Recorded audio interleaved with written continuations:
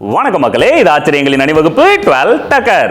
பல வருஷமா இன்னைக்கு வரைக்கும் இம்பாக்டா கிரியேட் பண்ணி வச்சிருக்கிற ஒரு படம் அப்படின்னா அது நாயகன். அதை பத்தின 12 டக்கரான தகவல்கள் உங்களுக்காக. நாயகன் படம் மட்டும் இல்லங்க, அது உருவான கதையே ரொம்ப சுவாரஸ்யமா இருக்கும். 1987ல ரிலீஸ் ஆன நாயகன் படத்துல கமலஹாசன், மணிரத்னம், இளையராஜா, பி.சி. ஸ்ரீராம்னு ஏகப்பட்ட லெஜெண்ட்ஸ் ஒர்க் பண்ணிருக்காங்க. அது மட்டும் இல்லாம இது பெரிய எதிர்பார்ப்போட ரிலீஸ் ஆகி சூப்பர் ஹிட் அடிச்சது. மணிரத்னம் அவர்கள் நாயகன் மாதிரியே அதுக்கு முன்னாடி வேற ஒரு ஸ்டோரியை ரெடி பண்ணாங்க. அதுக்கு ப்ரொடியூசர் முக்தா ஸ்ரீனிவாசன் ஓகே சொல்லி எல்லா வேலைகளையும் ஸ்டார்ட் பண்றாரு. அந்த கதையில பாத்தீங்கன்னா முக்கியமான ரோல்ல சிவாஜி கணேசன் நடிக்கிறதா இருந்தது. சின்ன வயசு கதாபாத்திரத்துல தான் கமலஹாசனும் அமலாவும் நடிக்கிறதா இருந்தது. சில காரணங்களால அந்த படத்தை எடுக்க முடியாம டிராப் ஆயிடுச்சு. கமலஹாசன், மணிரத்னம், இளையராஜா இவங்களோட டேட்ஸ் எல்லாம் வாங்கின ப்ரொடியூசர் முக்தா ஸ்ரீனிவாசன் நம்ம வேற ஒரு கதையை ரெடி பண்ணலாம் அப்படின்னு சொல்லி மணிரத்னத்தை கூப்பிட்டு ஒரு கேசட்டை கொடுக்குறாரு. இதை நம்ம ரீமேக் பண்ணலாம் அப்படின்னு சொல்லியிருக்காரு. ஆனா மணிரத்னம் அவர்கள் நான் ரீமேக் படத்தை டைரக்ட் பண்ண மாட்டேன்னு ஸ்ட்ரிக்டா சொல்லிட்டாரு. நல்ல வேலை அவர் பண்ணல, இல்லைன்னா நாயகன் அப்படின்ற ஒரு காவியம் நமக்கு கிடைச்சிருக்காது.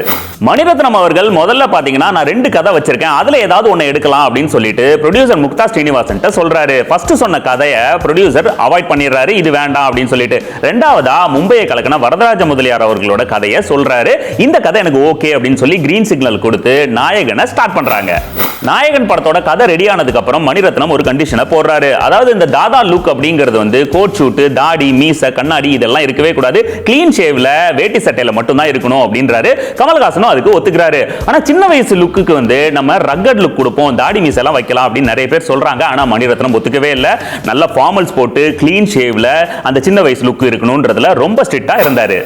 நாயகன் படம் நம்ம எல்லாம் நினைக்கிற மாதிரி பெரிய பட்ஜெட்ல ரெடி ஆகல, ஒரு சின்ன பட்ஜெட்ல ரெடியான படம் தான். அதுக்கு உதாரணம் பாத்தீங்கன்னா கமலஹாசனுக்கு அந்த படத்துல வயசான ரோல் வரும். அந்த லுக்குக்கு மட்டும் இல்லாம அவரோட சேர்ந்து அவரோட ஃப்ரெண்ட்ஸா நடிச்சிருந்த ஜனகராஜ், அப்புறம் டெல்லி கணேஷ் இவங்களுக்கும் வயசாகும். அந்த லுக்குக்கெல்லாம் கமலஹாசனே இறங்கி மேக்கப் போட்டு வேலை பார்த்திருக்காரு. அது மட்டும் இல்லாம துப்பாக்கி, ரத்தக்கரை இந்த டிபார்ட்மெண்ட் சம்பந்தப்பட்ட வேலைகள்லயும் கமலே இறங்கி வேலை பார்த்திருக்காரு.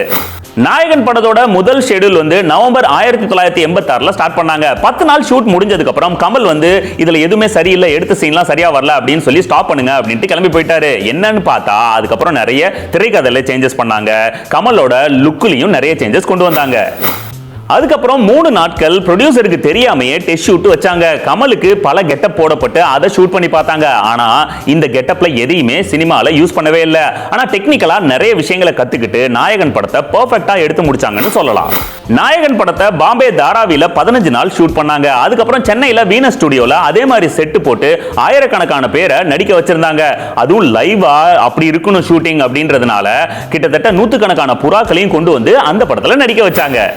நாயகன் படம் முடிஞ்சதுக்கு அப்புறம் மொத்தமா 3 மணி நேரம் டியூரேஷன் இருந்திருக்கு. படத்தை அப்படியே ரிலீஸ் பண்ணலாம் அப்படின்னு கமலஹாசனும் மணிரத்னமும் சொல்றாங்க. ஆனா ப்ரொடியூசர் முக்தா ஸ்ரீனிவாசன் நான் எடிட் பண்ணாம படத்தை ரிலீஸ் பண்ண மாட்டேன்னு ஸ்ட்ரிக்ட்டா சொல்லிட்டாரு.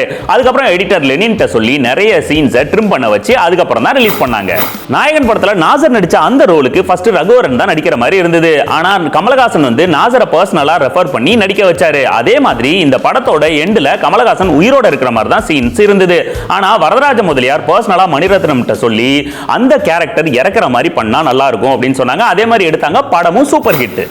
நாயகன் படம் ரிலீஸ் ஆகி 175 நாள் சக்க போட்டுச்சு. நேஷனல் அவார்டு அப்படின்னு எடுத்துக்கிட்டீங்கன்னா சிறந்த நடிகர், சிறந்த கலை, சிறந்த ஒளிப்பதிவு இந்த கேட்டகரியில வின் பண்ணிச்சு. இதுக்கப்புறம் பாத்தீங்கன்னா வேர்ல்டு ஃபுல்லா நடந்த பிலிம் ஃபெஸ்டிவல்லாம் நிறைய அவார்ட்ஸை வின் பண்ணிருக்கு. ஆஸ்கருக்கு ரெக்கமெண்ட் பண்ண இந்தியன் மூவில நாயகனும் ஒன்னு அப்படின்னு சொல்லலாம். இதை தாண்டி பாத்தீங்கன்னா டைம்ஸ் நாளிதழ் ரிலீஸ் பண்ண தி 100 பெஸ்ட் பிலிம் அப்படின்ற லிஸ்ட்ல நாயகனும் இருந்தது. சூப்பர்ல. ஓகே மக்களே, மீண்டும் சந்திப்போம். இது ஆச்சரியங்களின் அணிவகுப்பு 12 டக்கர் வித் மீ உங்கள் ஜேடி.